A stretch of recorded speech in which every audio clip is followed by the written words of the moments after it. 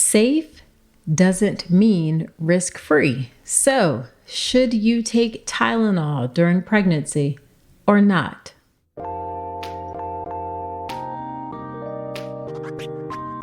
Welcome to the Birth with Power podcast, where knowledge is power and power transforms birth. I'm Dr. Nicole Calloway Rankins, mom of two and practicing board-certified OBGYN with over 20 years of experience and nearly 2,000 births attended. I've seen firsthand how the hospital system can leave women feeling unheard and uncertain, but that doesn't have to be your story. Here, you'll get the knowledge, support, and strategies to take charge of your birth experience so you can walk into the hospital feeling calm, confident, and empowered. Note, this podcast is for educational purposes only, and it's not a substitute for medical advice. See the full disclaimer at drnicolerankins.com/disclaimer. Now let's get to it. This podcast gives you real talk about pregnancy and birth, but imagine that support showing up in your inbox each week too. That's what my Birth with Power brief does. Thousands of women already rely on it as the perfect complement to this show. Quick tips, mindset shifts, and small steps to keep you grounded through pregnancy, all for free. Get it now at drnicolerankins.com/email. Hello there. Welcome to another episode of the podcast. I am so glad you are spending some time with me today. This is a Thursday episode, which are only available to subscribers. These are episodes which are shorter episodes where I break down a topic or answer questions or share stories. And in this episode, you are going to learn about Tylenol during pregnancy. You've probably heard all the takes. Don't take Tylenol. It causes autism. Or Tylenol is totally fine. Don't worry about it. Actually, neither is the whole truth. And honestly, this kind of black and white thinking is exactly what leads to confusion, fear, and unnecessary guilt in pregnancy. So today I am unpacking this with more nuance, because when it comes to medications in pregnancy, especially something like acetaminophen or Tylenol, which is used quite frequently, the real question about medications isn't, is it safe? The questions are, what are the risks? What are the benefits? And what trade-offs am I comfortable with? So let's get into it. Acetaminophen, also known by the brand name Tylenol, is one of the most commonly used medications in pregnancy. It's our usual go-to for headaches, for fever, and pain. This is because medications like NSAIDs, that's ibuprofen, Motrin, Aleve, that family of medications we know for sure are not safe in pregnancy. So Tylenol is typically our go-to. Recently, there has been a lot of discussion about acetaminophen because RFK Jr. and others have come out and said that it causes autism and women should avoid it and just, quote, tough it out when they have concerns during pregnancy that may be addressed with Tylenol. So let's get into one of the most widely quoted papers that has been used to support that claim. This paper, it's titled Evaluation of the Evidence on Acetaminophen Use in Neurodevelopmental Disorders Using the Navigation Guide Methodology. That's a mouthful.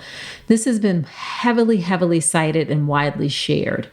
And what this study did is that it pulled together dozens of what's called observational studies and concluded that there is evidence consistent with an association between prenatal acetaminophen exposure and conditions like autism and ADHD. But, and this is incredibly important, the authors also said observational limitations preclude definitive causation. They emphasize that while we should be cautious, fever and pain themselves carry risk, like neural tube defects and preterm birth. So it's not a never take Tylenol message. It's a use it thoughtfully under medical guidance message. In fact, here's the exact language from that paper. It says, we recommend judicious acetaminophen use, lowest effective dose, shortest duration, under medical guidance, tailored to individual risk-benefit assessments rather than a broad limitation. But that conclusion, especially about the cautious informed use, hasn't gotten much attention at all. Instead, the focus has been almost entirely on the association that the authors found. The holidays sneak up fast, but it's not too early to get your shopping done and actually have fun with it. Uncommon Goods makes holiday shopping stress-free and joyful with thousands of one-of-a-kind gifts you can't find anywhere else. I was scrolling through their site and found the most adorable snowflake ornaments where your name is hidden in the design.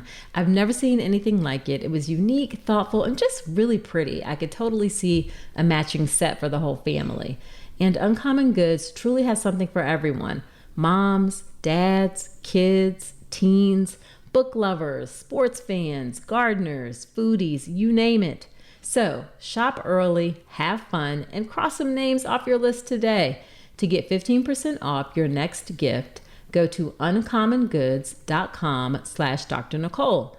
That's uncommongoods.com/Dr. Nicole for 15% off. Don't miss out on this limited time offer. Uncommon Goods. We're all out of the ordinary. What also hasn't been talked about is that there are other studies that do not show a link between acetaminophen and autism. The largest is a nationwide Swedish cohort study published in 2024 that looked at nearly 2.5 million children. Now, this study did also find a small association between acetaminophen use in pregnancy and conditions like autism and ADHD in the general population models of the study. But these authors went a step further and did something called sibling comparisons, meaning they looked at families where one child was exposed to Tylenol in utero and a sibling was not. That's a powerful way to control for influencing factors like genetics, environment, and health behavior. So in those sibling models, the association disappeared. There were no significant differences in autism, ADHD, or intellectual disability between exposed and unexposed siblings. The authors concluded, we found no evidence of an association between acetaminophen use during pregnancy and neurodevelopmental disorders and sibling-controlled analyses. So that leaves us with the question of what do we do? Well, these are two of the biggest studies we have. Both are pretty high quality. Both were conducted by serious researchers, and they land in different places. One shows a consistent but observational association. The other controls for possible factors in a more rigorous way and doesn't find a link.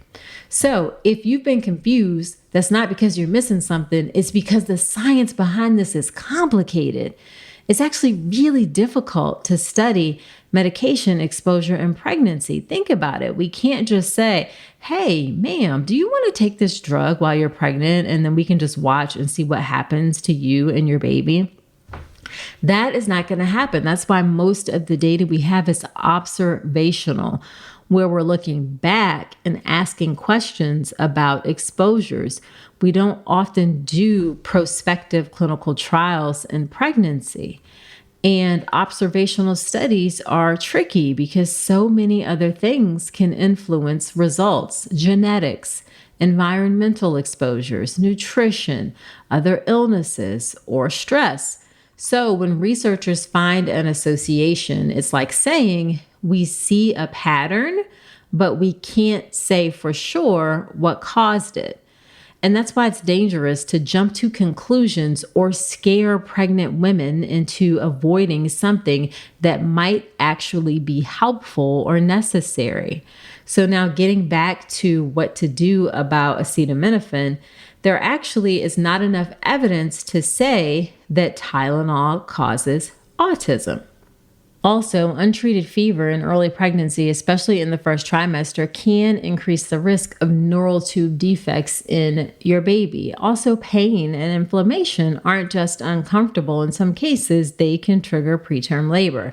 So, if you're dealing with a high fever or significant pain, taking Tylenol could actually reduce risk for some things, not increase it.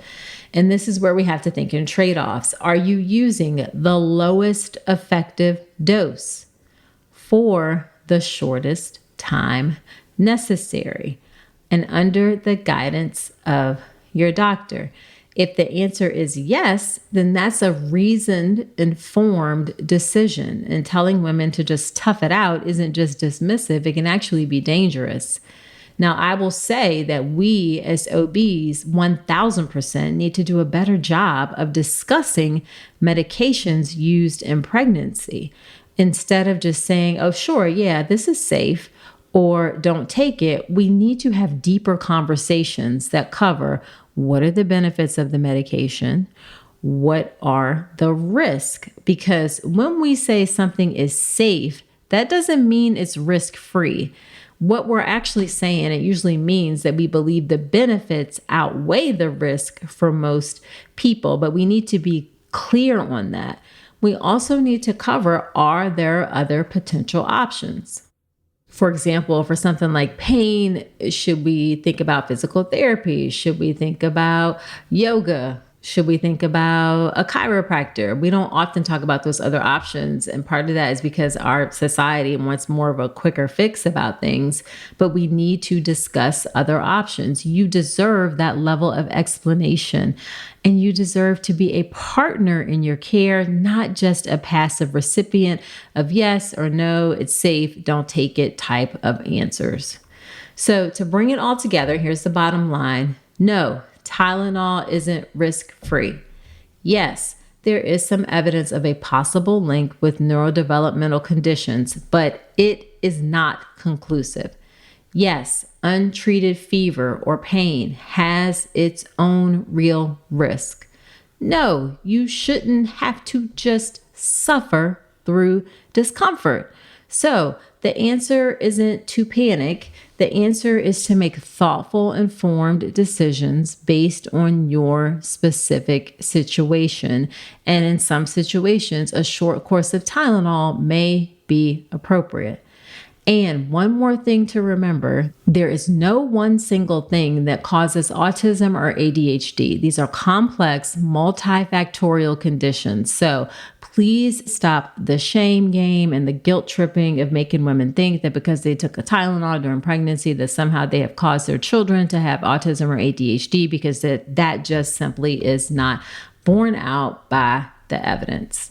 Okay, so that's it for this episode. Thanks so much for listening. If this episode helped you, share it with a friend and hit subscribe so you don't miss a thing. You can only get these Thursday episodes as a subscriber. And if we're not yet connected, come follow me on Instagram at Dr. Nicole Rankins. My DMs are wide open and I really, truly love hearing from you. Now do me one more favor and come on back next week. And remember to trust your power and take charge of your birth.